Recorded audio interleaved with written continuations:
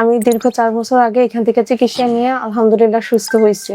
আজকে আমি আবার আমার মেয়েকে নিয়ে আসছি। আমার মেয়েটা একটু অসুস্থ, তো হুজুরের কাছে নিয়ে আসছি। সবাই দোয়া করবেন যাতে আমার মেয়েটা হুজুরের উসিলায় আল্লাহ যাতে সুস্থ করে দেয়। আসসালামু আলাইকুম ওয়া রাহমাতুল্লাহ।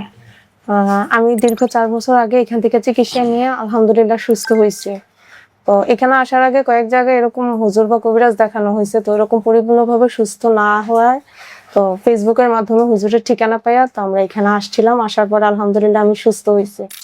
তো আমার যে সমস্যাগুলো ছিল, আমার মাথা প্রচন্ড ব্যথা করতো, পেট ব্যথা করতো, মেজাজ খুব খিটখিটে ছিল।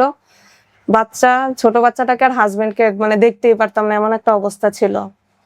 তো এর আগেও কয়েকবার হুজুর দেখাইছি, কবিরাজ দেখাইছি, কোথাও কোনো ভালো রেজাল্ট পাই নাই। পরে হুজুরের সন্ধান পাইলাম, আমি ঠিকানা পাইলাম ফেসবুক থেকে নিয়ে হুজুরের কাছে আসছি। আসার পর আলহামদুলিল্লাহ আমি সুস্থ হয়েছি হুজুরকে দেখানোর পরে।